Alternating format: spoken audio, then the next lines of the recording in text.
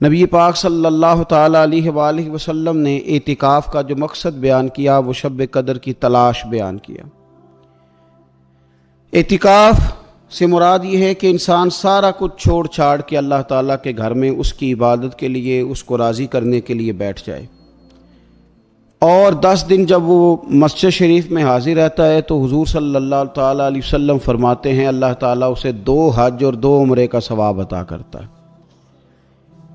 اعتکاف کے اندر کچھ باتیں بڑی ضروری ہوتی ہیں، جیسا کہ انسان کو بلا ضرورت طبی مسجد سے باہر نہیں آنا، اس کو کوئی فضول بات نہیں کرنی، اس کو کوئی ایسا کام نہیں کرنا کہ جو شریعت اسلامیہ جس سے منع کرتی ہو۔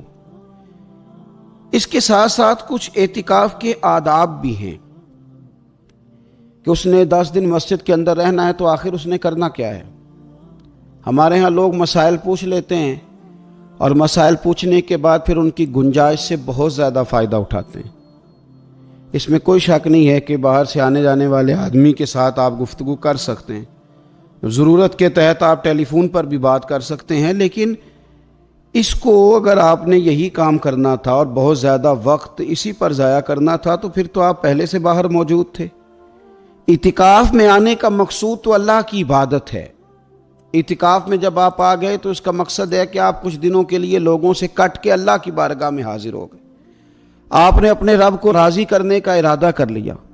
تو اعتکاف میں ایک تو شوق سے آئیں۔ ہمارے علماء نے لکھا ہے کہ زندگی میں ایک بار تو اعتکاف کاری لینا چاہیے، اس پر توجہ ہو ہی جانی چاہیے۔ وقت ملنا تو زندگی میں پراپر طریقے سے تو بڑا مشکل ہوتا ہے، لیکن وقت نکال کے اعتکاف میں ایک دفعہ تو زندگی میں آ ہی جانا چاہیے، اور کسی کو ہر سال موقع مل جائے تو پھر تو کیا ہی بات۔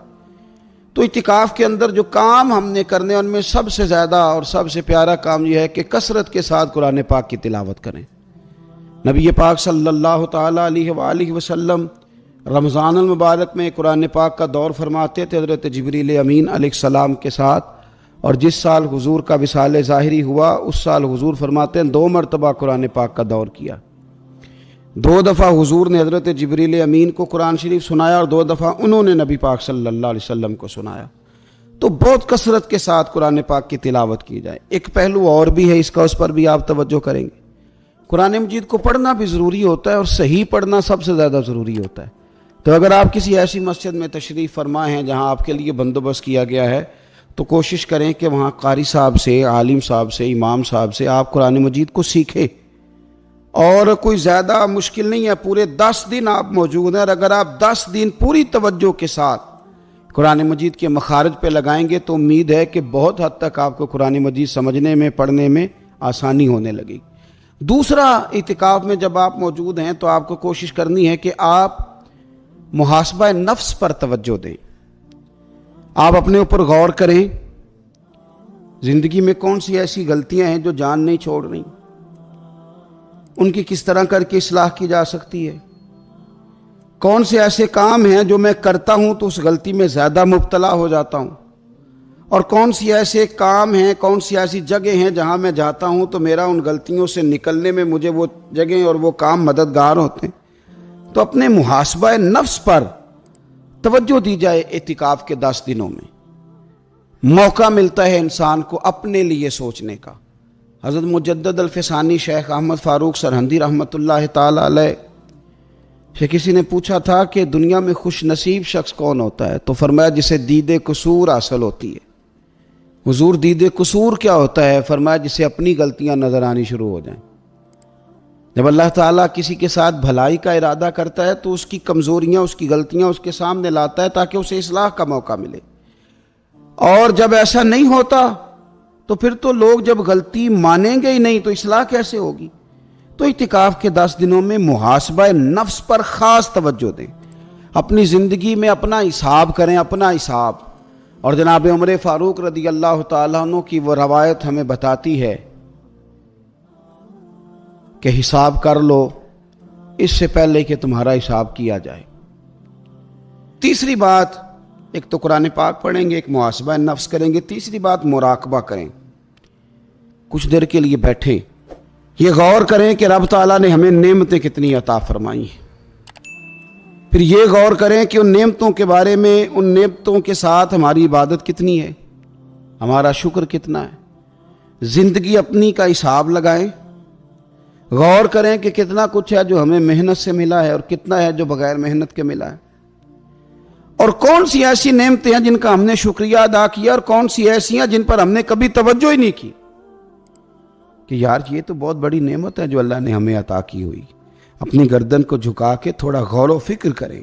تفکر کا درس دیا ہے قرآن پاک نے، بار بار کہا ہے تفکر کرو، غور کرو، تدبر کرو، تو یہ ہمیں موقع میسر آتا ہے۔ چوتھی بات، اعتکاف کے دنوں میں اپنے رب کریم کے ساتھ اپنی توجہ کو لگائیں۔ قرآن حکیم نے جو کہا نا کہ رب کی عبادت اس طرح کرو کہ تمہیں نا یقین حاصل ہو جائے، کھل کر اس کی بارگاہ میں سجدے کریں، دعائیں مانگیں۔ ہمارے صوفیہ فرماتے ہیں کہ ایک وقت آتا ہے کہ انسان کو خود اطمینان قلبی نصیب ہو جاتا ہے، اسے محسوس ہوتا ہے کہ واقعی میرا رب مجھ سے راضی ہے، اسے محسوس ہونے لگتا ہے کہ میں اپنے مالک کے قریب چلا گیا ہوں۔ وہ اس کثرت سے نفل پڑھتا ہے، اس ذوق کے ساتھ وہ اس کی بارگاہ میں دعائیں کرتا ہے، اس شوق کے ساتھ وہ تلاوت کرتا ہے، خود محسوس کرنے لگتا ہے کہ اب میرا دل لگنے لگ گیا ہے، اب میں دعا مانگتا ہوں تو مجھے لگتا ہے کہ قبولیت میری دعاؤں کے قریب آنے لگی ہے۔ اللہ نے ہمیں یہ موقع دیا ہے کہ ہم خوب اس پر توجہ کریں۔ پانچویں بات اعتکاف والوں کی خدمت میں یہ عرض کرنی ہے کہ پورے 10 دن ہمارے پاس موجود ہوں گے اور ہم نے مسجد میں ہونا ہے، تو کیوں نہ ایسا کریں کہ از اول تا آخر، صبح سے شام تک ہم ہر وہی کام اسی طریقے سے کرنے کی کوشش کریں جو طریقہ ہمیں رسول پاک نے عطا فرمایا۔ ہمارا کھانا پینا، سونا، جاگنا، بولنا حضور کی اتباع میں لے آئیں۔ ہم ان 10 دنوں میں ہم پریکٹس کریں کہ ہم نے سنت کے مطابق، حضور کے طریقے کے مطابق سارے کام کرنے۔